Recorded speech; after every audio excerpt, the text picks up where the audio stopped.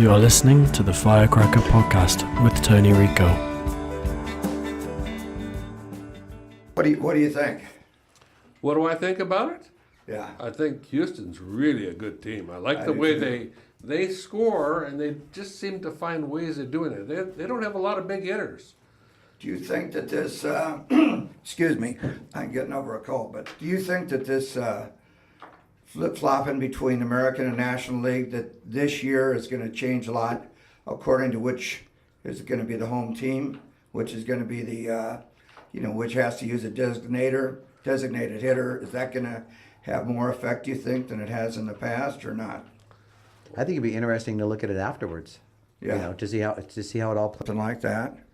And I don't know a lot about Houston. I've seen But they obviously don't Altuve. have the power that Arizona has. That's true. Arizona is a very powerful team. Yeah. They hit home runs. Houston didn't do that. They just find ways to score. They're a real team, really a team. And I think about the designated hitter. I think it's going to favor the Dodgers. Yeah. I really With do. the depth they have. Yeah. because mainly the designated hitter is a middle of the lineup type hitter, and when they come into Dodger Stadium, they're going to have to use that person in another position or not use them at all. I like this Culberson on the Dodgers, the guy that My the goodness. kid that came up. He stepped in and did just a And- heck of a job. I think what they ought to do next year, because they're getting old at second base, I think they ought to take and bring this Culberson up and put him at second base. He's a hell of a slick fielding shortstop. Yeah. And look at that infield that gives them. How long is the contract for Forsythe? Yeah, that's a good question. I don't know that. But they need to find that second baseman. Definitely. But I would take Utley and offer him a job in the Dodger organization. Yeah. He's just a great guy. I think that's smart too. Look at that infield, though, the Dodgers will have with Turner and Seager and Bellinger. and whoever. Wow. That's pretty amazing. Yeah. Unbelievable. Yeah, Turner. Wow. This has just been fun to watch. So you got people paying a lot of money to sit in that heat today. It's a hot one. $1,000. Not the cheapest. Cheapest. They went down a little bit. I checked in the last couple of days, and they were down to 800, I think, in some of the outfield. But There'll be Man. people scalping right at the park. So you could probably go down tonight, and you may get a ticket for $600-700. A real good ticket. Would you guys go if you had tickets behind home plate? I'm, Or would you watch the game on TV? I'm a weird guy. I would enjoy more I getting like it to my it better family. on TV. I would too. I hate to say that. Yeah. In the past, I never would have said that. Yeah. But just you can walk around, do things, pleasure.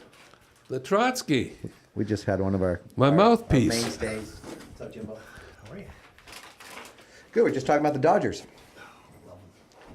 Yeah, we're ready. So it's Kershaw again tonight, right? Kershaw. What do you think about Verlander, though? That's going to be he's been on fire. How He wasn't the best pitcher on that team. That But he's the hottest right now. Kuchel or whatever his name is. He was the best pitcher on that team. But don't you think he brings something to the clubhouse? His experience. Oh, everything? he's stepped up. Let's face it. Yeah, he had a couple of good games, but I don't know if he can continue to do that. And That was an interesting story about him, though, how he reinvented him. I guess in 2013 or 2014, he was ready to give up. He looked over his shoulder. He was being clocked at 86 miles an hour. And this is a guy's a power pitcher. So I think I remember at some point watching him and seeing his velocity down, and it's back up though, isn't it? yeah, I don't know if it was mechanics or if it was an injury that he had or a combination of both. But he's back throwing the ball 97. So I think they were mentioning on one of the MLB shows that Verlander to the Astros was kind of like what Kurt Schilling was to the Red Sox when they won. Yeah. Just that experience that he brought, and they came in and it kind of re-energized him. And He had a complete game in the playoff series against the Yankees. You don't see that too much it's from a almost starting unheard pitcher of. anymore. Yeah, it's almost unheard of. how about that last pitcher for the Astros against the Yankees and threw all curveballs? 24 or just- 25 straight. It was unbelievable. Yeah. I was so the Dodger station is showing a lot of these timeless Dodger games. You seen any of them? Last night I watched the whole Game 1 of the '88 World Series. So you always see the Kirk Gibson highlight, but to watch that whole game play out, and the amount of times that Vin Scully, they would go to the dugout and he said, Gibson's not playing tonight. He's not in the dugout, and to watch that whole thing. But it's fun to watch. They're showing the 77 or 78 World Series against the Yankees. So kind of interesting to watch some of those games again. Watch Lopes make a couple of. Was he not a very good defensive second baseman? David No, Lopes? he wasn't the greatest, but he was good leadoff hitter. Well, great leadoff hitter. He made a couple of fumbles there that was the kind that I think you get sent down for to AAA. But it was just fun watching, and then watching Reggie Jackson. And so the reason I brought that up was it Don Gullickson? He used to pitch for the Reds. He was left-handed pitcher. He was throwing a fork ball that Tom Seaver, who was one of the commentators, had called it a curveball. And so he ends up talking to Gullickson afterwards. He goes, "No, that's my fork ball. That thing is dropping. That thing, the bottom of it would drop, 3 feet." Can you imagine after we had that in softball, pull softball in his some kind of split finger between your index finger and your pinky or something like that, and the bottom just drop out. I guess that's the peel dropper. The '78 World Series. That's I was in between working with the Chiefs and helping Coach Stram with the Saints until he got booted from there. But I went to the every game of the '78 World Series. The ones in California. Did you? And that was when they had Greg Nettles was a shortstop for the Yankees. And Bucky he Dent. made some, Willie Randolph. Those are some amazing teams. And then Chambliss at first, but you know who played center field for them? He used to play for the Angels. He used to walk like an old man and could run real fast. Was Mickey Rivers. You're right. It was him. Mickey It Rivers. was Pinella in left, and was it Reggie in right? This was a series that Bob Welch struck out Reggie Jackson. Yeah. And it was a key at bat. Yeah. After he had hit the year before, he hit those 3 home runs, and went to Yankee Stadium, and I've never felt a vibe like that. Excuse me. In any park I've ever been in, it's like you could feel all the past Yankees, the Babe Ruths, the Garrigs, and all So you them. mean just even walking around the stadium? You could just feel something different about it. Yeah. Never had that feeling before. Yeah. So have you been to the new stadium? No. Yeah. That's the only time I was to Yankee Stadium, actually. Yeah. I had a buddy of mine that was a sports writer from New York, and he got me tickets, and I got tickets here from some people, so it was amazing. Only time I've been was into the new stadium, but we went with the team, and just the fact that they have the old stadium, it's a park now where the old stadium sat, and so you could stand at home plate of the baseball field at that park, but that was where home plate was for the original Yankee Stadium. So to be able to stand there, you can't help but kind of feel who stood in that same spot. There's a building out beyond right field that still stands there. So when you stand in the park and you look at all the pictures of Yankee history, that building's still there. So you're pretty much in that same spot. So I agree, though. I mean, for being a longtime Dodger fan and loving our home teams, Yankee Stadium definitely has its own aura. What's Houston been, 56, 55 years?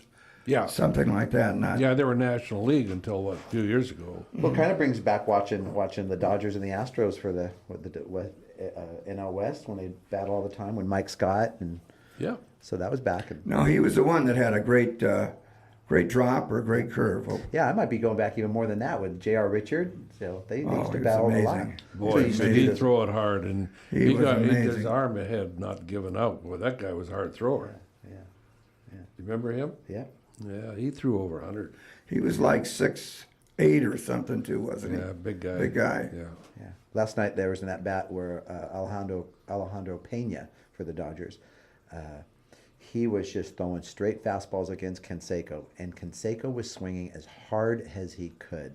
I mean, like literally, it was like a slow pitch swing, and he would start that swing, and he would literally fall down in the left-handed batter's box afterwards. He'd catch himself, and he would look at Pena like, "I'm going to knock this next ball to the moon." It was a great showdown, and Pena throws a high fastball and strikes him out, and then does it because Pena was always pretty reserved guy, kind of a slow walker and stuff, and but strikes him out on the high fastball and kind of fist pumps afterwards. But those types of at bats, kind of like when we watched that fastball documentary with Goose Gossage, it was just that's a power pitcher and a power hitter just really going at it.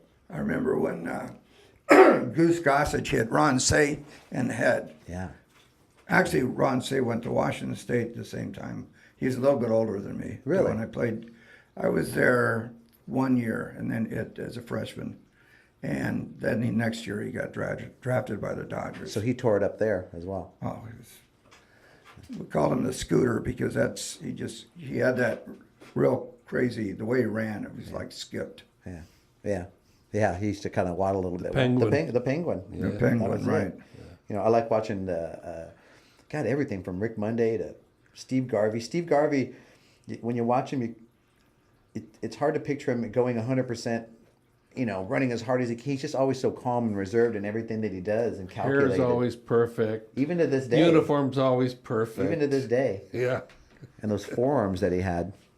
Exactly. That was way before social media, and it's interesting what would have happened if what they've done to different people. Like, I never knew anything about, but great things about O.J. Simpson. Mm-hmm. I mean, did you guys, before that happened? Know any great things about him? No, I've only heard great things about him before no. that event happened to him. No, nobody knew. They hide those things. Well, taking the blade to your wife tends to change the reputation a little bit, but That's horrible. I'll make a prediction about the Dodgers. I think that Yu Darvish and Maeda will make the difference. They're right, you know, they got to have a right-handed pitcher, and that's going to be Yu Darvish. Do you think a month ago we would have been saying that? No, I hated him. Don wouldn't have. I hated him. I didn't like him. I didn't either.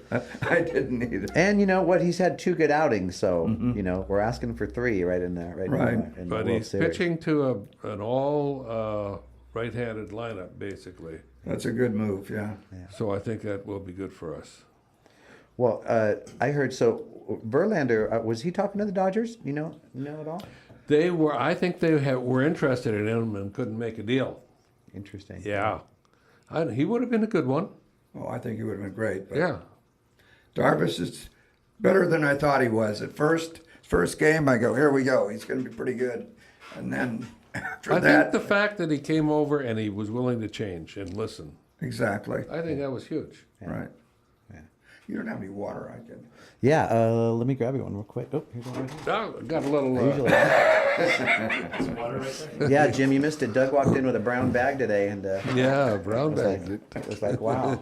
He asked me what you drank, Don, and I said coffee and vodka. I didn't know which way he wanted to go, so Not the right stuff. he figured it was late enough in the morning. He brought you some vodka.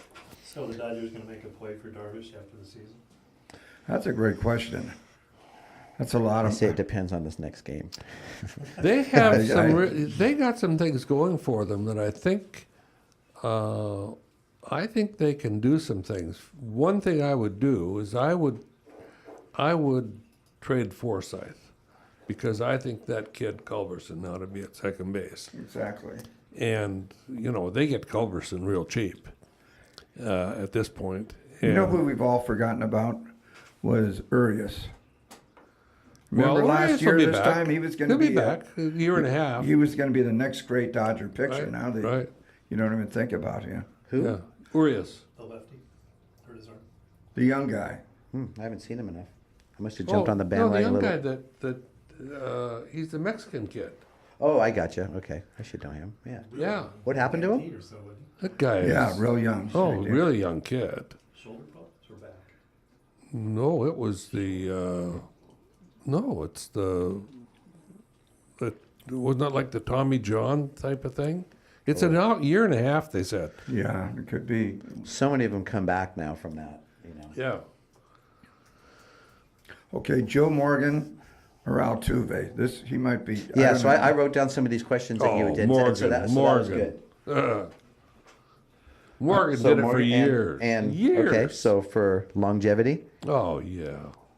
But what if you're an investor? You're investing what so a- you can get and Altuve what right a now neat before guy he. Morgan was too. He was. He could win games so many different ways. Spark plug? How about you? What did you feel? Morgan. Yeah, he got that team moving. That red team though had some pretty Oh, good that parts was- to it though.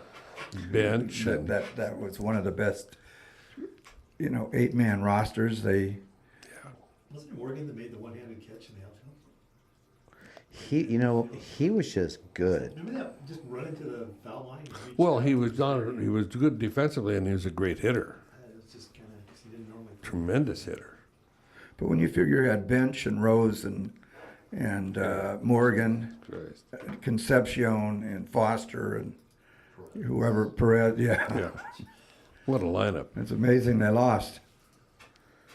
Okay, Doug, I'm going to show you a highlight here. It's going to be Okay. turn my computer here.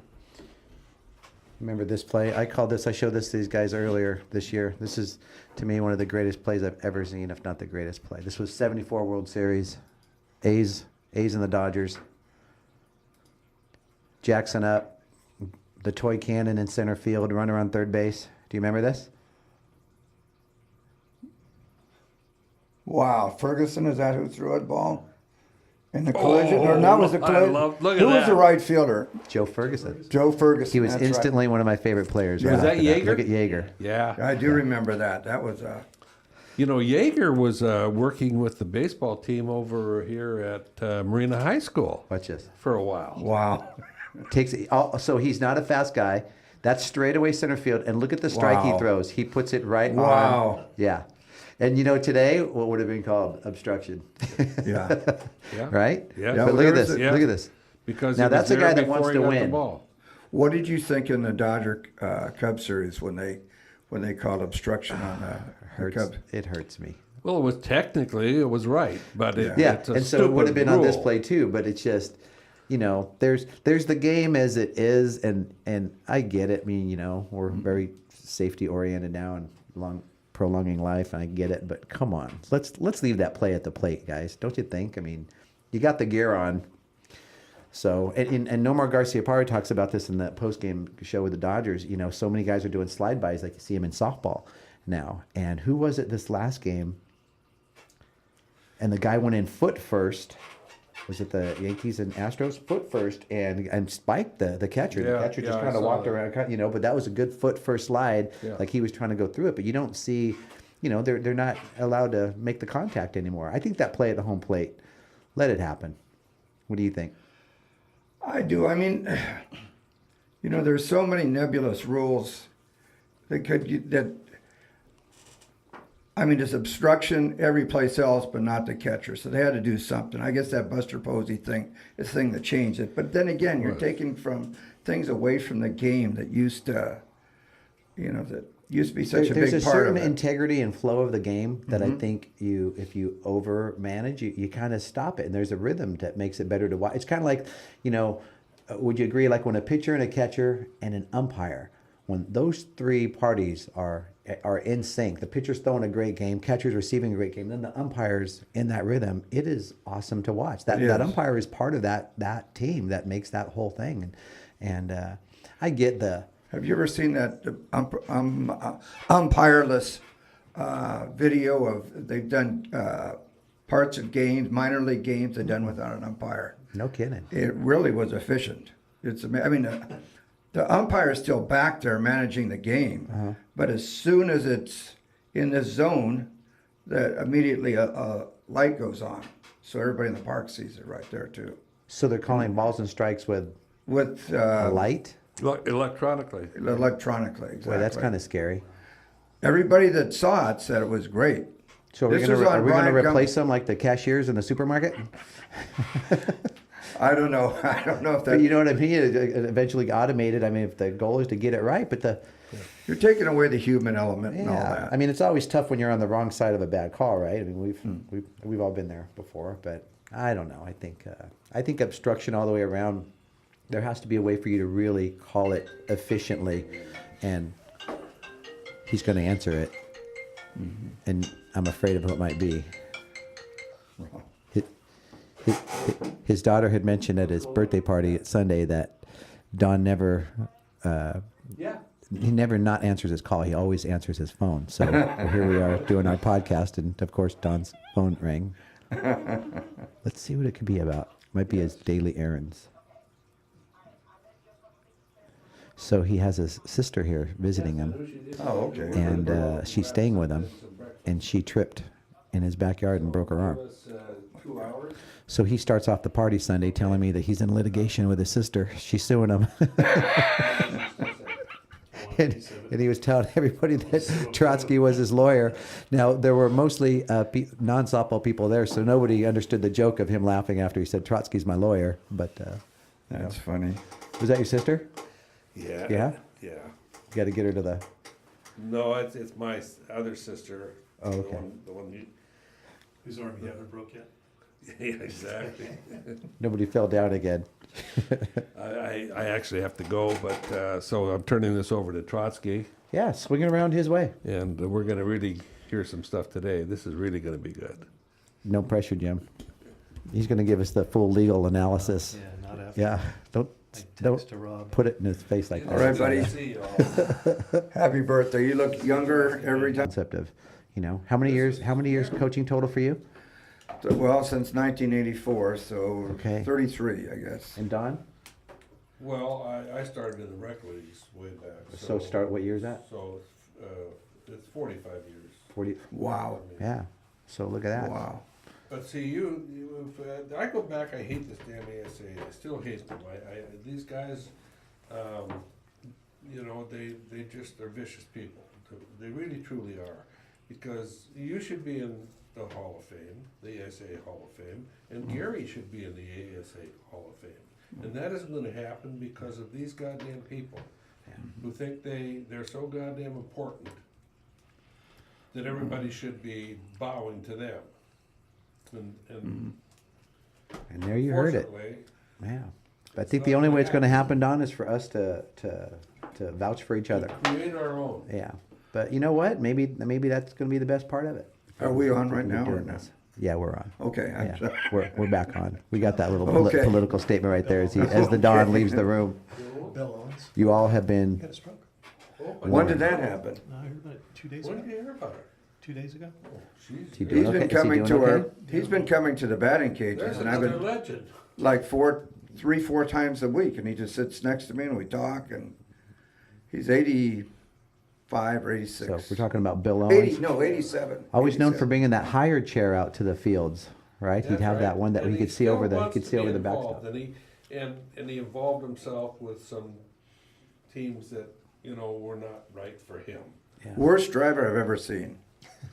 Horrible driver. Have you been with this guy? I mean, Don, I don't mean that. That was terrific. Never had an accident. You turned Minard. Don is famous for going to the destination we're supposed to go to and then getting an impulse right at the last second, goes, we got to go this way. And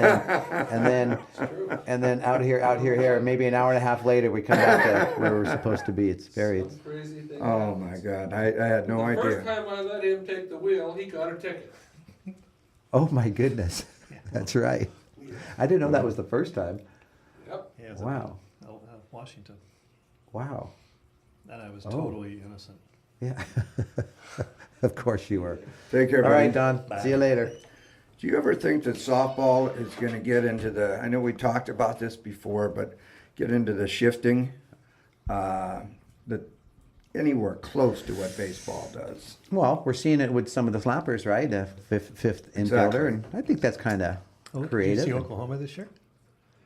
The defense Patty put out there, no left fielder at all. Yeah, I did. And they got burned once with it, right? Yeah, she said one time, but put, Yeah. I mean, you're a pitcher. You move this. You miss your spot.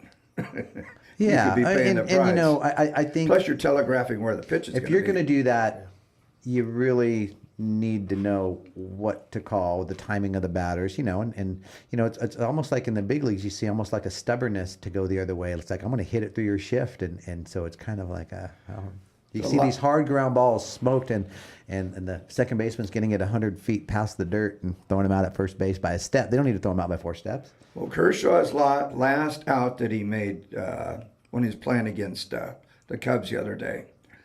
I mentioned one time on here about the shift that they use where the third baseman is between the second baseman and the first baseman on outfield grass. Yeah. Well, this was like a rover in softball where the second baseman was in mid right field. Yeah. Yeah. Line drive right to him. Yeah. That's how that's how it turned. It's pretty interesting. I Yeah. can't believe they don't bunt. It's just the hard-headedness of doing that, and you'll see a couple guys do it, but you put it down the third baseline and you're safe. You know how I am with the bunt. That's a question I was going to ask you. So when you're coaching third, I mean, obviously you're left-handers and the slapping game that you're known for, but do you utilize the small game a lot with your right-handers, your free swingers? Sneak bunts, hit and runs? I did. There are certain kids that I will. We had a kid on our team last year. Her name is Nellie. She's she's at Syracuse right now. And that's one of the things I really loved about her was that she could beat you on almost all sides of the ball. She was a terrific shortstop. Had a great arm, good speed. Could make that one motion play coming up on the ball. Yeah. Offensively, she was really small when she was a freshman. By the time her senior year, she was about 5'9", 5'10". Wow. And got a lot stronger. Yeah. And so she hit the ball over the fence for us, and would also beat out a sneak bunt. Yeah. But So when you're coaching third, I mean, obviously when the offenses are hot, you just kind of let them do what they're doing. But will you step in and kind of manage yourself to create some things if nothing's happening? I personally don't like to see our team ever, for the longest period of time, make the same type of outs over and over and over, same type of at-bats. I don't like someone to have success against us the same way. I totally agree, and that's what I one of my harping on. Drives me crazy when I see, first of all, a lefty batter who's leading off the game, the very first pitch to her, she grounds the ball right back to the pitcher or pops it up without seeing one pitch. And I hope Kelly doesn't think I'm calling her out on that. But Well, but that's fun. I think you and I can there's have. a kid that hits over 500, but some Yeah. of the things drive you crazy. Yeah. Well, that ground ball, the slap back to the pitcher, if they're throwing him a little off speed, low and away, and trying to get him to pull that side, you go, think about what they're trying to get you to do, and you've done it 2 or 3 times now. But I think that's the fun part of conversing with you about some of these things, because we know different philosophies work at different times. I was always a baseball school guy and like a little more patience out of my leadoff hitters, but I started to realize the vulnerability of softball pitchers, and we've had more success attacking the right first pitch, just to again create that discomfort. Everything's a feel of the game, so there's no one strategy that's going to work all the time, right? I think it's just you're best off at adapting what you need to adapt to. But back to the bunt a little bit, I want coaches to understand that they're listening to this, that you give the pitch caller something else to think about. That off-speed pitch might be eating up your free swingers, and now we've got a second speed, some little, like 3-speed pitchers, and so even when a batter is out on dropping a bunt, it's always a close play at first. So if anything, you've drawn the corners in, you've made the defense move, and people don't realize that the gratification might come from the next at-bat where they realize you might bunt, now they throw something hard, and now you crank it. Now you get a mistake and you hit the double. So it tends to open up another part of your game. Which brings me back to something we talked about on one of our earlier conversations, is the fact that we get so set in our ways, or the one problem I have with 18s compared to when I was with 16s is we don't have enough practice time. Mm-hmm. We might practice 4 times the whole winter. Right. Maybe 4 or 5 times, but that's it. Right. And so basically, you have to do everything on the fly. Right. We probably don't use our pre-games like you do, where we can work on some things, but we don't have that many great bunters anymore, especially from the right side. Yeah. Lefties, we work on that and stress that a lot. In fact, I came from the Gary Henning tree as far as putting pressure on the other team. Yeah. And constantly make them have to make difficult plays. Sure. Because they can get really excited making the first 5, big crowd, big game, but making that 6th one in the 6th inning, law of averages. When you give somebody something to think about, when you got a really fast girl on first base, okay, and you got a shortstop there with a lefty up, she has to worry about what's going to happen. Is she going to bunt? Is it going to be a slap? What coverage are we going to be in? Is the second baseman going to have to cover second base? Or is it going to be a bunt towards first base? Yeah. So it does a lot of things that, make it difficult. for them to That's feel. what I enjoy about the lefty is that I tell them, listen, if I know you're going to slap, I can pitch to your slap. If I know you're going to bunt, I can pitch to your bunt. If I know you're going to swing, I can pitch to your swing. But when I don't know which of those three you're going to use, it's a guessing game now. It's a chess match. And if somebody guesses wrong, the batter or the pitch caller, and that to me, that's the most enjoyable part of the competition is, and then engaging those lefties' minds that are you really looking at the game from that angle of it, of what are they trying to do to me? So how am I going to make their job hard? I mean, you brought up Kelsey Cullen a few times in our conversations here, and there was I don't want to say showman, a showwoman, young showwomanship that right away she drew the crowd in. She was messing with the pitcher. It was psychologically, that's just what she did, and it was pretty effective. But the fact that lefties have so many things to offer. Probably Kelsey was one of my 2 or 3 favorite players ever to coach. Yeah. I mean, she was just a lot of fun. As you know, you coached her too. She was real outgoing, and basically she never took any practice swings. If I gave her a game plan, she didn't want to listen to it. Basically, she didn't want to have anything in her mind except for. And the great thing about her, the best pitchers at that time, the Amanda Freeds, the Jenny Finches, the kids. Erica Beach, yeah. Kirsten Volk back then. Yeah. She hit them. She hit them all. yeah. Marcy Crouch. Yeah. I would like to see what her batting average was against those type of pitchers. She had a knack for it. She really did have a knack. Certainly didn't need to overcoach her. No. We had a couple years later after her, we had another player, Courtney Fasadi, and I would have loved for them to be on the same team. Courtney was again another very unique. She was a pitcher and a slapper, but it was the way she engaged the game. And I don't know if a lot of coaches relate to this or not, but she's the kind of kid that you're okay losing with. Just the way she plays, the way she competes. At the end of the day, the score is the score, but you really are looking at someone that just loves to play this game, and that's something that in the business age of softball now, and there's so much stress and obsession and this and that, but those kids that love to compete and enjoy the game, they're few and far between now, to really watch it. And I think that's big. We were talking a little bit last time too about how kids walk through the line, and it's really not about paying respects to the other team. It's almost like something that they're expected to do, but they're not really engaging in it. So I think that responsibility is up to us, and us talk to our teams about it and make sure we get it straightened up. It's like Don mentioned earlier, the things that aren't right, shoot, down here at the grassroots, Doug, I think again we have an opportunity to tighten some things up and keep this game on track. One of the things that you mentioned, I think a big part of that is the showcases we played, and to them it's just another game that they don't really mean anything, but they do. Yeah. And especially if you have a college coach looking, and it's the intangible things, or the things that might not seem noticeable to you, Right. but other people are going to be picking up on. When it. your priority is a family, and I will say this to the families out there gaining experience in the recruiting market, but when you don't realize that your priority is how much your kid's playing, how many at-bats he's getting, what's happening, but that obsession now is in front of everything else, and then so what ends up happening is anything short of a hit, a double, a home run, the kid doesn't look good. Or really, we talk about this in our organization all the time, your behavior, your expression, all of these things that could be happening in between plays that draw someone's attention to you, then you get a base hit and you seal the deal. It's kind of like it's a reverse process of what we see out there right now. So I see that in the showcase games.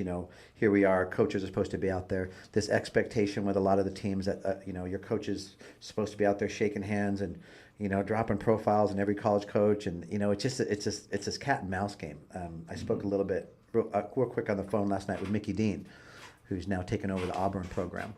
And so he's got Jerry Glasgow over there now, and it's going to be interesting to see. We talked a little bit about Macy Simmons, one of our kids headed there. And I said, Mickey, I'm ready to help you and talk about whatever we need to talk about, but at this point, I don't feel prepared to talk to you about 7th graders. So if you guys are in that end of the market, you're going to have to talk to some of our younger coaches. And I will admittedly tell everyone, listen, if you're a 7th grader looking to be marketed in Firecrackers right away, there's some other organizations working real hard and doing a really good job of that. And we have coaches working really hard. We're doing well in that department too, but that's not our. I think the only sport that would be looking at 7th graders would be gymnasts. Yeah. Because they're pretty good when they're young. Yeah. But And a lot of them aren't going to grow a lot past that point. And look who they're batting against. I mean, they're batting against other 7th and 8th graders, or maybe a year older. Yeah, But yeah. It's a big part of it. But that is what it is. We have to stay up with I call it the flow of the river. You talked a little bit about Joe Morgan and Altuve, but do you from what you see from Altuve, he's going to have the longevity and be able to perform over a certain amount? Does he have the mental approach, and you like what you see from him? I love watching him as a player. He just does everything so hard. I mean, you look at his swing; it's just vicious. Yeah. He throws that bat head. He does. And The few at bats, I haven't seen a ton of them, but even the outs that I've seen him make seem like just misses. If he chases the ball low, and he'll hit a hard one hopper to the third baseman, but you anticipate him being around for a while and having success. Yeah, that's hard to tell. I think obviously being an infielder compared to a pitcher, you're probably going to be along, but things happen. I think he's got a good chance. Yeah. I like the way he plays the game. Yeah, I love the way he plays the game. And just think of the energy he must create in that team. And you can see all those guys. He's coming through at the toughest times, and I think he's hitting 400 over the playoffs. But it's more than that. It's how he plays the game. It's everything. On It's both what sides he's of the what he's ball. bringing to the table. I remember the first time I read an article on me, and they used the word diminutive, and I was like, "What the hell is this?" But speaking of diminutive players, so which are the shorter players? There hadn't been a ton of them in the major leagues that stand out, that were great players, but who stands out to you? Well, Joe Morgan was one. Joe Morgan, talked about him, covered him. Was he 5'6"? Yeah, Joe Morgan was a little bit. I think he was like 5'7" and a 5'7", half, something okay, like that. okay. But Who else? I mean, I grew up at Dodger Stadium with Jimmy Wynn. He was a little guy. The toy and it was a guy Yeah. from the Twins, Minnesota Twins, Yeah. Oh yeah, God. the center fielder. Kirby Puckett. Yeah. Kirby Puckett, right. I like the way he played. And you mentioned the toy cannon, Yeah. too. How about Freddie Patek? For Kansas City. In my memories of him, he used to swing a pretty big bat. He always had that big bat on his shoulder, and used to take a pretty good swing. Yeah. Yeah. Oh, just a point to be proven. It can be done if you have the right mindset.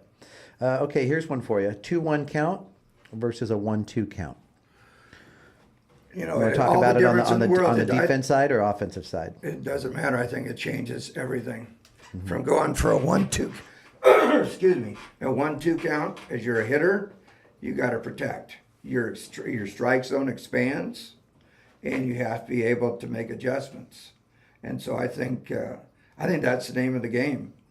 For pitchers, at least to me, getting ahead in the count. Get to that point If right you're there. behind constantly 1-2, I don't think you're going to be in Major League Baseball, at least. In softball, you're going to be in trouble. Right. Because you got to throw strikes. Right. You can't throw those pitches that are going to be off the plate a little bit or whatever. That could go either way. I wonder if they could do the breakdown like they have in baseball of what the batting averages are in softball on the different counts. We've seen a lot of them in baseball, right? Yeah. Yeah. Well, Ted Williams, I think, was a first guy that came up with that. Yeah, breaking down the strike zone. He broke down what you swung at, so what your average was going to be if you swung at pitches in that location. I think that chart still today.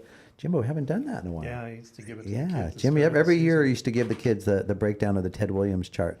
I mean, love that. we really work hard on simplifying, professionalizing and polishing their approach and simplifying it. Not too many things going in their head. I mean, I'll tell a 12-year-old it's real simple. You draw a square on a piece of paper, and at the end of the day, your 8 at-bats of the day, just go back and look at what you swung at.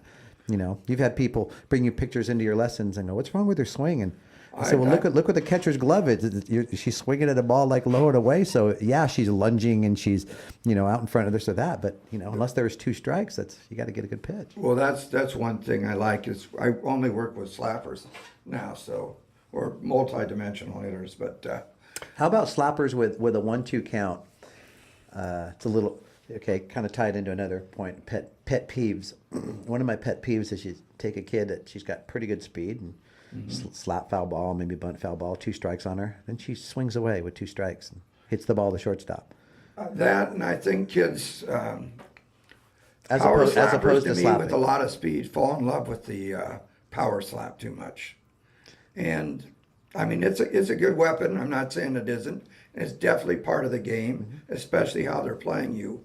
But if you're, excuse me, if you're really fast, basically you're going to hit either balls in the air or hard ground balls. So you're going to take away the speed as part of your game. And you have to slow down a little bit to, you Exactly. can't run fast through the back box and swing fast, so you're going to compromise a little bit.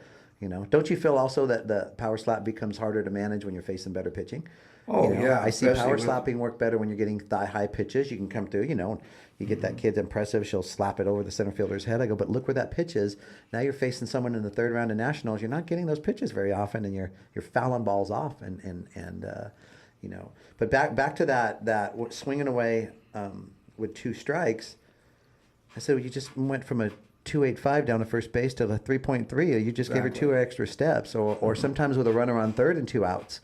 And they'll swing away. And I said, you could slap as soon as the runner gets on third, you now can use your short game, and because all you got to do is squib it and beat it out, and she's going to score a run. I have a few pet peeves about slapping. First of all, I like to have parents bring me or send me videos whenever they can, and I tell them, I can't tell what type of pitchers you're facing or anything else. I can just tell you about your mechanics. Right. And one of the biggest things that I stress in slapping is being body position of contact. Where your shoulder, where your hip is, where your head is, the contact. And I can usually tell if you get too close to the plate, automatically you're going to pull off the ball because you're going to be afraid of stepping on a plate and you're going to go. So you work a lot on that first step. That's The first step, you're getting different slaps. I have them get out a little bit quicker. Obviously, a chop slap or a soft slap, I call it, but it's still the same. Right. That to me, that's like the fastest of getting out of the box. Right, Just right. explode. Call it a touch and go. But you still don't leave until that ball is pitched. Right. Make sure that you keep your hands back while you're moving. Ball leaves the pitcher's hand. Right. The other thing I have is is slappers that fall in love with just one thing, and they don't utilize any other part of the game. Sure.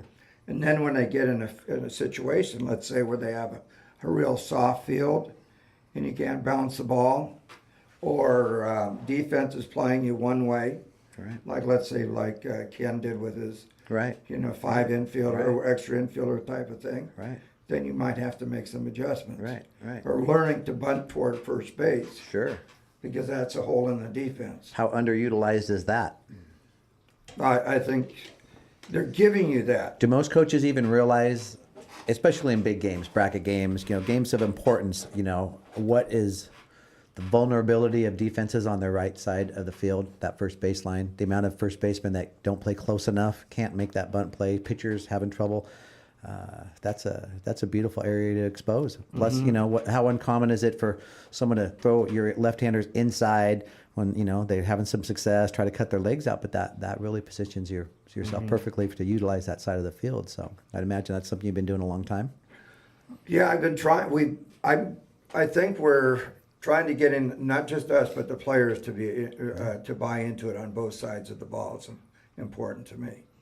I think I remember it was North Carolina playing Washington, super regional at Washington. It's when North Carolina had Spalding pitching, and Beverly Smith was still there. And I think I remember one game, if not 2 games, really close game into the 6th inning, and Jen Sowling for Washington dropped the bunt, maybe 6th inning or so. Ball gets thrown down the line. She's on third base. They might have won 1-0, and might have done it twice to them. I don't know why that's kind of sticking in my head a little bit. But it comes down to those games, pitchers throwing nasty stuff, and it's really this kind of breaking point. Who's going to make the mistake that costs something, and that bunt, like I said, it's really underutilized. And I know Tennessee insists that their lefties bunt down the first baseline. Yeah, absolutely. Now, I think that can be a little bit extreme because sometimes you got a pitcher with a lot of movement, the ball that's going to move different ways, and you have a possibility that you could pop the ball up. Yeah. Yeah. But, well, the pitches that are hardest to bunt, especially on the right side, or anything breaking off the outside corner with a little run on it. We like to look at our pitchers predominantly under or overspin. So, a lot of pitchers will throw a rise and a drop, but, a lot of them you can tell that most of their pitches are breaking down, breaking down, breaking down. You get some of the tall ones that it's coming up a little bit. So we're going to slide our hands a little bit more on a bat and a slap. We're going to keep everything up here a little bit more. It's a little bit harder to bunt that pitch when it's riding up away from you a little bit too. You got to slow things down a little bit. I love that app you showed me last week or 2 weeks ago. Yeah. About I think that's great, and that's something to me, I think you always have to, reinvent yourself as a coach. I mean, constantly, and that's probably I don't do enough as far as vision training with players, and I think it'd be real important. I like that app because it's specific. It's an app. Doug's talking about an app that we do visual training on, and you're basically watching pitchers throw, and you're picking up their pitches. Yeah, I'll get you on that. You're picking up their pitches out of their hand, and but I like that it's specific. It's not just an exercise for your eyes. You're actually watching the pitchers released, and to see that over and over and over. Imagine that if we had data like on different pitchers in travel ball, you can watch over and over and over. But just the concept of seeing the release point, definitely sharpens up their eyes. Like I said, we had a 3 or 4 month run in the summer where our kids were using it, and I thought there were 10 levels to this app that they could progress to level 10. So I felt pretty good about myself. I was on level 9, and then I saw Riley Wester coming in here, and she was basically picking pitches right out of the hand. Really? I mean, it was just an inch out of the hand. She was on level 14, and I realized there were 15 levels to this, and I wasn't doing that hot after all. Then we broke down for Colorado Nationals, broke away from the routine a little bit, came back in here at the beginning of the fall, had a couple of my kids on our team do the app again, and they couldn't get past level 6. And I said, your eyes aren't sharp. So I like, and I tell them it would, be like the police officer that never goes to the shooting range, and how sharp is he going to be? You got to, and then to stay sharp in the shooting range. I mean, how long does it take, Jim? I don't know. How long are they there for? Just to keep their skills up? Oh, they practice all the time. And at least every 12 weeks. Okay, so every 12 weeks, and then how long would a shooting session take? Half hour? Yeah, about that. Yeah, I mean, so not that long. Don't need to work it to death, but you need to keep your skills sharp. And every 12 weeks to me isn't that frequent, but that's what it takes to keep their skills sharp, and you need to know you're sharp. I used to put numbers on balls and have them, call it out or something like that. Did you hear that from Greg Jeffries used to do that? Did you ever hear that? When Jeffries came up with was it the Phillies? New York Mets? When Greg Jeffries came up, I remember reading an article, so this must have been in the, 80s? His dad used to have him swing the bat in the swimming pool and then pitch him tennis balls with numbers on them, and he had to call out the numbers. I got it. It was in a book, Mental Aspect of Hitting, a baseball book. Okay. And I think they mention it in there. So is that something that they become more successful at the more they do it, being able to see the numbers? It makes you focus on something, because I still believe a lot of hitters don't pick up the ball early enough. Yeah. That's because they're not stressed too. Sure. Well, they used to call it fine focus, but really getting your eyes to engage in that smaller point can only last about a second or two. Which brings me up to a question. What do you think about third base coaches that are constantly giving instructions to their hitters in softball? I mean, you don't see it in baseball or... I think they need therapy. I think they need somebody to get going. I think that it's not a gender thing, because I've seen both genders do it. I think you have to watch yourself. It's kind of like the car. I tell dads it's kind of like the car ride home. You need to know when you're talking for yourself. You're getting something off your chest, and there's this impulsive, it's not even a tradition, there's just this impulsive reaction that right away you've got to correct. So the kid looks at you and you've got to give her some type of, instruction or this or that. My best advice for all third base coaches is you're there to navigate. Sometimes no reaction is the best reaction, because you lessen the stress of the batter. Mike Candrea gave me a great one that I used, to the last days I was coaching third. And that was, Tony, you have an offensive timeout, one offensive timeout every inning. So in those big games, make sure you're using that and use it wisely, and talk with your players, but don't, yelling across the field and this and that. And, so I think direction and guidance is very important, because you're the conductor at third base. I love being there, but you got to watch yourself. But I think then Jim will also tell you that if I see a lack of performance or a lack of delivery, I'm cooking it up. I'm putting a sign on I'm talking to every batter. It's not random stuff. this goes back to a phrase I heard from Kerry Crouch, and that is what you need to know when to not let their last thought be their own. You know, a lot of times the batter's or player's last thought is not a good one, so make sure that last thought, that runner on third base, that's what it's about. Don't let her last thought be your own. Always go over the outs. Always go over the situation Right. with a runner on That's third good. base. I like And when that. it's so obvious, right? But I remember when I got that, and over, I'd walk up to a kid on third and, okay, what do you see? Okay, the ball goes here. And it's common knowledge, but in that moment, you just don't know when someone's going to miss something. So I think that offensive timeout, not during your friendlies, you know, don't be calling 7 timeouts in 7 innings or 4 innings, whatever you're getting in. But use that. But know when you're, you know, it's like correcting from the dugout, yelling across the field. You see so many coaches do it, right? The rhetorical questions I'll ask when we talk to our groups of kids, and I'll say, rhetorical questions, kids. So when your coach turns around and you've made 4 errors or you popped up 5 times on the rise ball and they turn around to the dugout and go, what are we doing? I said, are you supposed to answer that question? And the 10-year-olds will go, no. I go, can you imagine if you said, oh, well, we're popping up a lot, we're making you really angry, and you're yelling a lot at us? Like, it would just kind of bring light into it. But I think if we could all catch ourselves, it becomes much more efficient. Yeah. I don't ever see you on the field very loud or anything like that. So discussions, I conversations. I try to be a cheerleader a lot of times and give people support, but I'm sure there are times that I said stuff that I wished I wouldn't. I try to do it less than I would now, but I mean, it's, I don't I've always think. done I think stupid- every single coach is has that story of, you know, I've got some humdingers. you But know. it also takes away with what you should be observing, which is the field Sure. itself. Sure. Instead of just looking at the batter and taking a look at how they're playing you defensively, or being able to see if that center fielder is moving a little bit early to pick up the changeup, or Right, one of the infielders tipping that off, or even if the pitcher, you can pick up how she's throwing a certain pitch. But if you're just focused on the batter, that she can't hit this pitch or swings at a pitch 3 feet outside, you know. I'll watch pitch callers to see where their attention is. You know, I know when I'm calling a game, my attention automatically narrows between the pitcher and the catcher, and I have to force myself to turn my head and make sure everyone's defensively set when we're watching pitch callers. If they're looking at a clipboard, they keep looking down, looking up, boom, boom, boom. They're not using a lot of peripheral. They're not noticing little things that we're doing, little things. So that's, you know, again, that's the chess match strategical part of coaching that I enjoy the most, because you're observing and making decisions.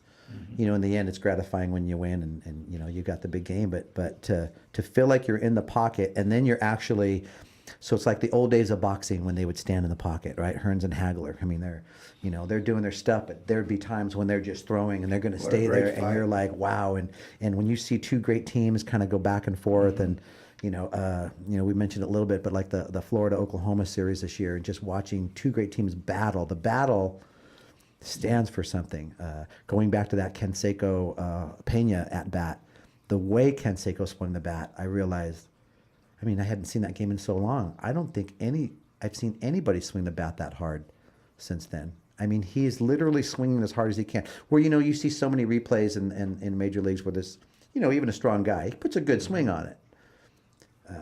Just amazing to watch those battles. So. Well, you remember right before the Gibson home run, if you've ever seen the Eckersley interview, and I don't remember who the Dodgers had up to bat in that inning, but I think it was the third baseman. But Eckersley makes some comment, yeah, this guy went up there and he was just nothing. I just blew him out of there. I mean, just total confidence. This guy wasn't going to hit me in a million years. But the way he approached that, and then when Davis came up, because he said, you know, Davis had a good year before, and we had to be careful, and then Gibson, my God, And it he was can't even Hamilton. walk. Hamilton was before Yeah. Davis, yeah. Gibson can't even walk. I think I got this in the bag. But Davis just- got 1 strike, and he put a really good swing on it, and then that was it. Eckersley did, and then here's the other thing, because I saw this last night. Davis called timeout twice on Eckersley, like just as he was starting his motion. So those little strategic things, calling timeout, Kelsey Cullen thing, right? Calling timeout just as the pitcher started, and one time Eckersley kind of. But then, boom, that ball skirted outside. How about Lasorda putting Dave Anderson in the on deck circle, Not to telegraph and not what he to was- not to have, you know, Kirk Gibson out there, and What else was interesting too is how he threw Gibson at the beginning of it, because they were going to try to go outside when he was on first base. because they Right. feel at the most he's going to get a single. Right. But then as soon as they had that stolen base, then he started to go inside because he didn't think he could catch up Right. to So it. he hit the foul ball up That's the when first baseline. Yeah, Yeah. very- And then that classic, if you haven't heard it, people, that Gibson talks about the way he called timeout on the full count. So full count's there, and Gibson's in the box, and he calls timeout, and he remembers the Dodger scout telling him on the full count, Eckersley throws the backdoor slider. Wow. And the interview, when you hear Kirk Gibson say to himself, "Here it comes," and then hits it, and then forget about it. I mean, even last night, I'll be honest, guys, I think I got a tear or two. I mean, I just watching that again because it had just been so long. I was talking about swinging hard and going back and watching some of these Reggie Jackson at bats. I felt like watching these games, every swing that Reggie took was a potential home run. He swung. I mean, Don Sutton, that was another at bat too. So Don Sutton, I think he hits a home run off of Sutton, and then Sutton throws him 3 high fastballs and strikes Reggie out on the third one. Reggie had got on base like 6 or 7 straight times, and finally they struck him out on a high fastball. But it's in this Goliath cut that's you're just like, it is just unbelievable. Boy, that's a name you don't hear that much anymore about Don Sutton, who was, Yeah. to me, one of the better Dodger pitchers. And known for his curveball, right? Great curveball. To watch him challenge Reggie Jackson with a high fastball and put it and keep it right up there in the letters. Best curveball ever by a pitcher. Did he? What do you Did think? did he use a knuckle? Bert Blyleven was a guy I thought that had a great curve. Nolan had a great curveball. Nolan Ryan, yeah. Right, yeah, he had a great one. Yeah, And of course, Kershaw has a great curveball too. Well, now you've got the cutter, the curve, the slider, the Mm-hmm. slurve. Yeah, there's a lot of different actions. So how far are you getting into any metrics or analytics or I just obviously bought a we wanna book called Smart Baseball. I was going to show it to you afterwards, but I love it. I love reading about it. That's why I'm interested in the theory of what is important. First of all, is in the past it used to be batting average was a tell-all, end-all, and now it's very limited. And basically, what it's about is scoring runs. Do you review charts or anything after games? We talk about it, but not like we should. Not at all. And basically, we have very little information. That's something that I definitely think we should. How about the post-game talk?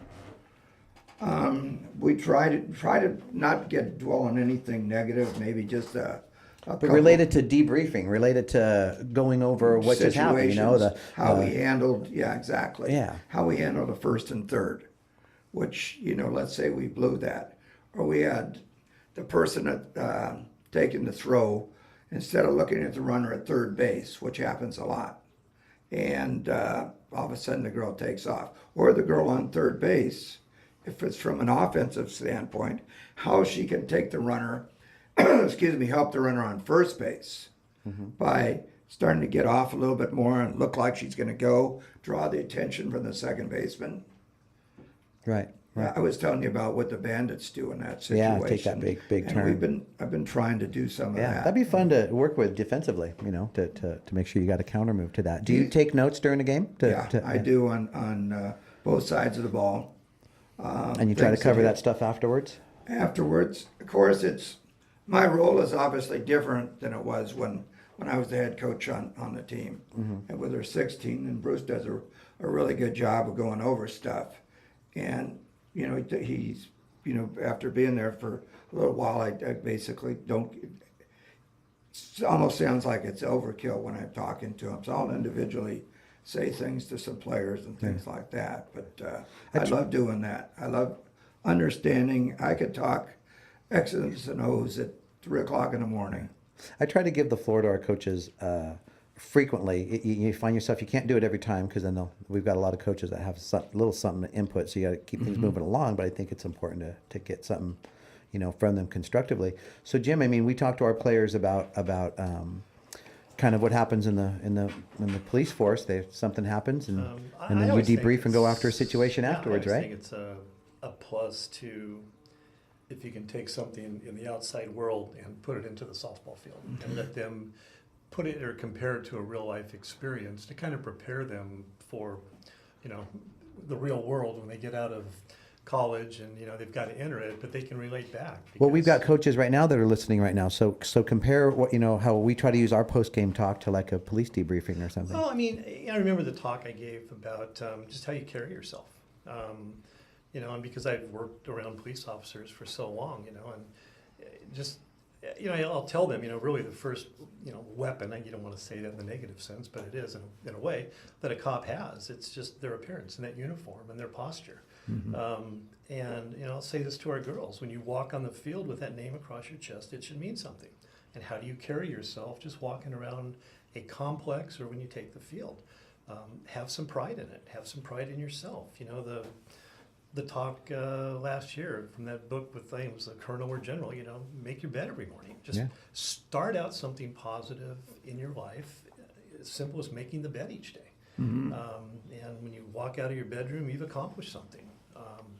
And that gets everything started. But let's get to the meat and potatoes of Jim's job. So then some guy decides to run from the cops. And then, as Jim will say, he brought a knife to a gunfight. And then 147 pieces of lead later sticking out of the guy. You interview the police officer and go through. Yeah, I respond to officer-involved shootings and have for 29 years now. And I've probably been to,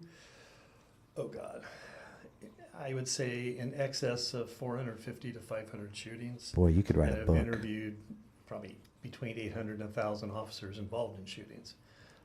So I've seen some good stuff and good stories. And so your job afterwards is to what? Talk to the officer, make sure that they know what their rights are. You have to assist in the determination of whether or not they want to talk or not talk, assert the fifth or not. If they're going to cooperate with the investigation, then once they decide to talk, you do a walkthrough and you literally walk to the scene and where they were when they shot and where the bad guy was when. So when they're reviewing the procedures of how everything went, did they follow code and everything else? You're part of all that, or that's you want to make sure they follow the basic law. Right. Was there substantial risk or anything like that? Sure. Somebody's But when they're making decisions, life or death, and having to shoot Instant. people, I mean, to me, it's understandable. If my gosh, if It is happens all in the a split code. second. Yeah. And that's why I've had probably over 200 shootings where there was not even a weapon involved with the other guy. It's just the observation and actions that people make. You reach for a phone.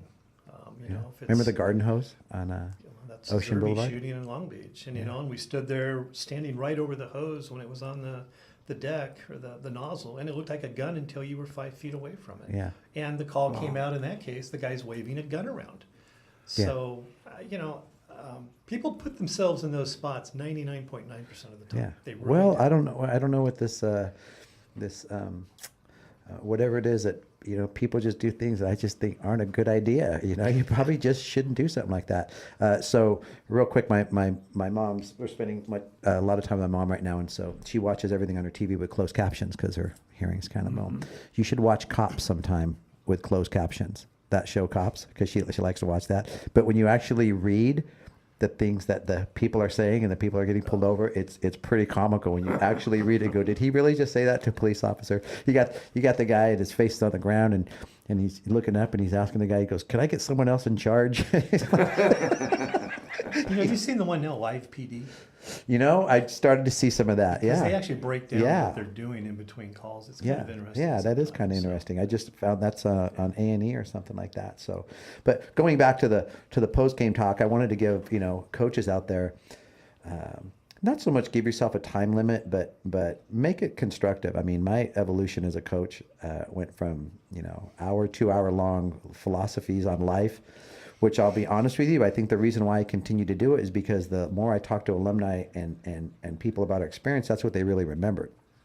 And so I ran with that. But Jim will tell you that my post-game talks are pretty short now, and it's just pretty. I look at more of it as a debrief. Let's get through what just happened, And the how criteria. much are they going to be paying attention if you do a really? I think when you're communicating, you have to know that. If you're out there spouting off and you're talking, Right. I really enjoy that. Like when we speak to our different regions and stuff. So I usually will open up a talk and look at everybody and go, yeah, I'm Tony Rico. I'm probably not what you expected. And I think you have to feel the people that you're talking to. You need to know when to keep it short.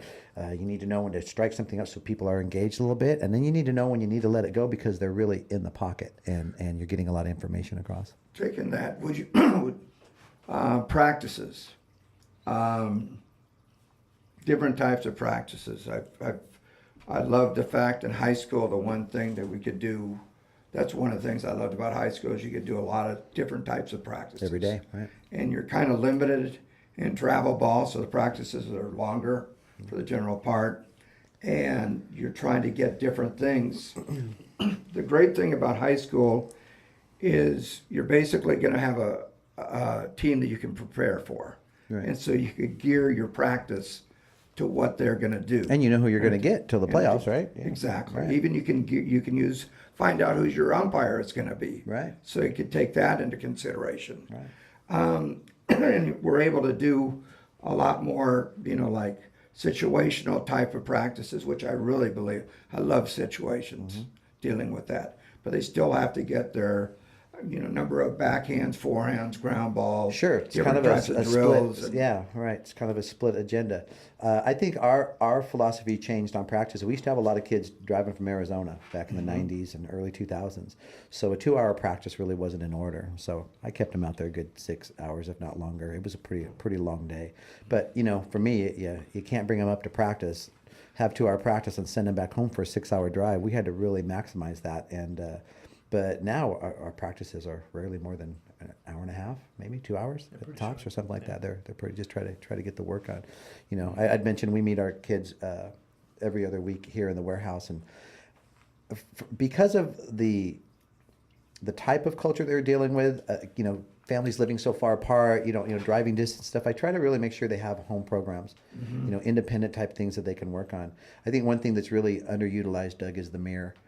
So many of our players, do something and look at their instructor or coach. Was that right? A pitcher looking at the pitching coach, were my shoulders back or this or that. And then I put a player in front of a mirror with a bat and she just feels awkward. She feels, anxious and she's never really saw herself and doesn't feel comfortable. And so I try to break down that whole looking at your self-image. I'll tell them, dancers use mirrors. They have to learn to control their body and have to really understand what it is they're projecting. And when you put a pitcher in front of a mirror or a hitter, and they now start to shape their behavior, it gets back into what Jim was talking about. Now they're walking a certain way, they're talking a certain way. And recruiters don't look for that. Just like if we're getting pulled over by a police officer, we're not looking for the command presence, but we sure feel it if they have it because we're scared to death because we don't know what's going to happen.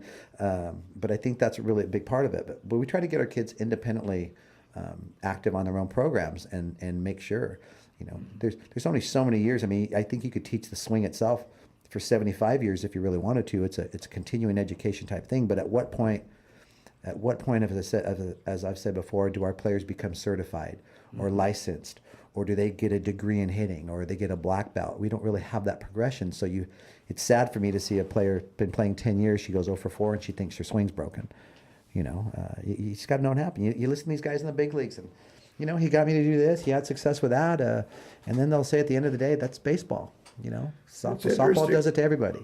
It's interesting, getting back to baseball just a bit, about what Justin Turner talks a lot about his success with his swing and what changed him. And how he changed it, right? And it's been it actually started when he was with the Mets, which was 2013 or something like that. It's been a progression. And Yasiel Puig was I think the best thing they taught him was discipline and I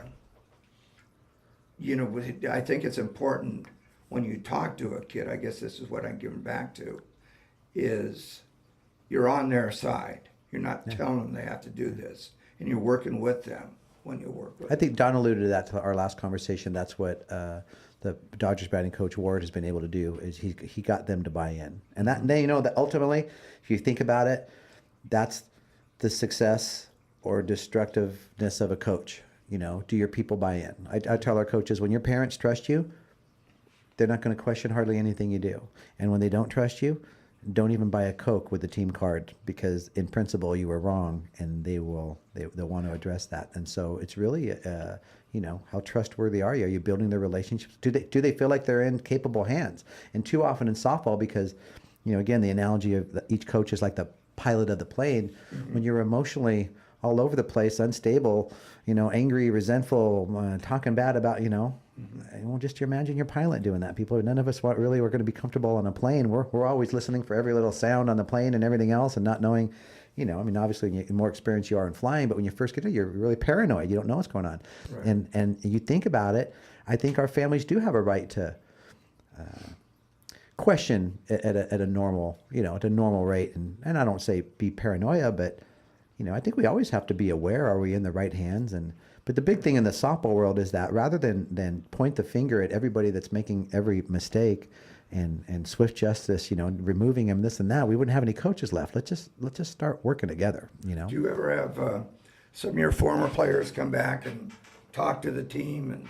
Yeah, and like I say, Melissa Roth, we've made her our head of our player development, and she was the first one that came in, and after she finished playing overseas and threatened my life that with all this expansion, this alumni component is very important, Tony, that we have things to say. And so that's been very important to me. And so we do try to tie them in.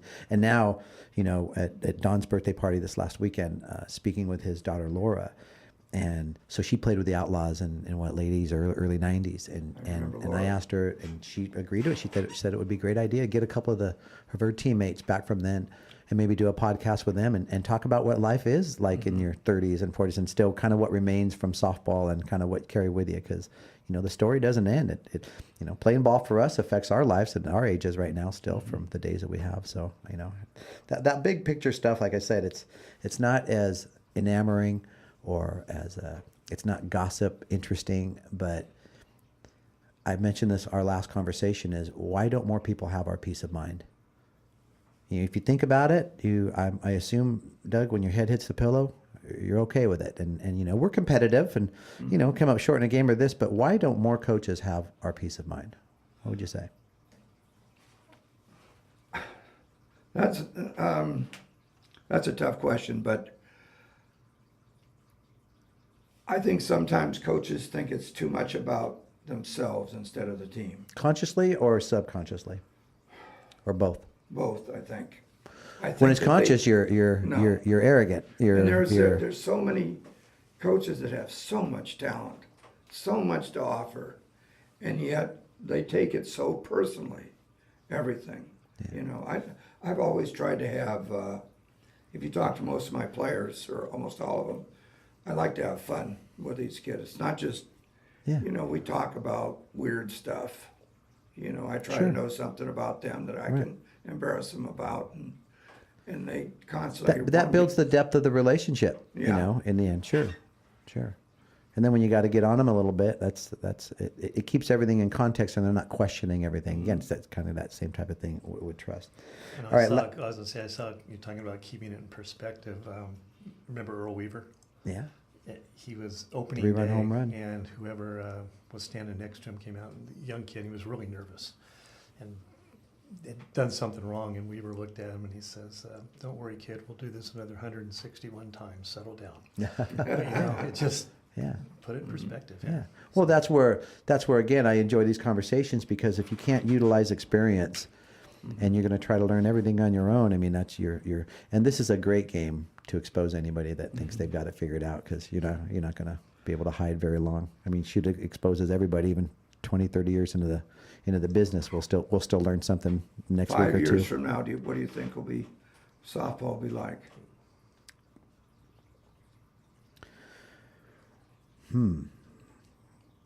I think the first thing I picture is even more colleges streaming their games and more TV coverage for college games at that level, which I think is exciting.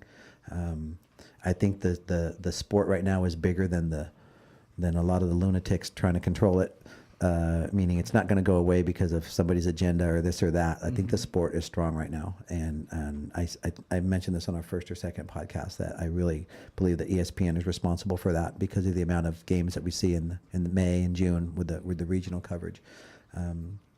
I think it's going to take something. You know what I'd love to see in 5 years, Doug? I'd love to see a corporate component of somebody backing training, somebody You know, I've said this numerous times. If I had $1 billion, I'd put my logo all over these girls and build schools and certify coaches and give them psychological training, nutritionists, everything. There's a big battle with, you know, depression right now, you know, and falling short of expectations. So addressing these things, because, you know, I will mention to fighter captains or police, you know, you get people out of the academy now, maybe not 4 years of the academy and 6 years of the academy, but we get coaches that volunteer, and a lot of them, unless they're investing in their own education, a lot of them aren't prepared for what, especially in today's business softball world, they're not prepared. So I'd love to see in 5 years that there's more structure on our end of it, so that these families are being provided more professional services across the board.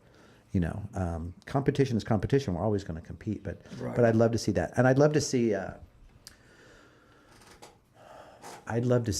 something like the United Coaching Association. I've called that before, of just, you know, people that want to be united for the right reasons and then protect the industry. So as we mentioned earlier, recognizing people of appreciation, of years of service. You know, I don't believe, and I could be wrong, that there's even an umpires Hall of Fame. Is there?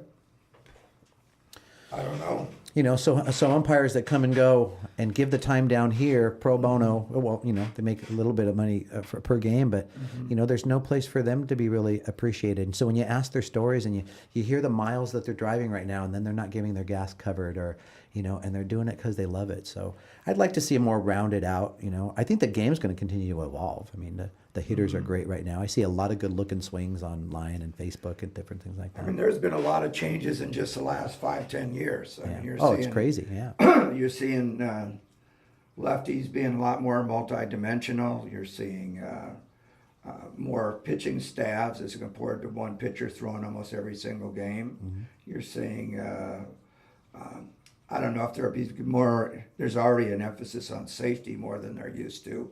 It's great to see some different teams what dominate too. It's great to see the evolution of Oklahoma. It's great to see. So who's going to be the next one out there? It's not just a given anymore. And so. And in travel ball, you're seeing like the Bandits all of a sudden. Sure. Who wasn't. I mean, they were always a very good team, but they weren't to this level. Development all over the place. Look what Mercado's done in a couple of years with the younger teams, and you know, definitely. He's done a great you got to job. put them right up there. So yeah, I'll be honest with you, Doug. I'm excited for it. You know, I think a lot of people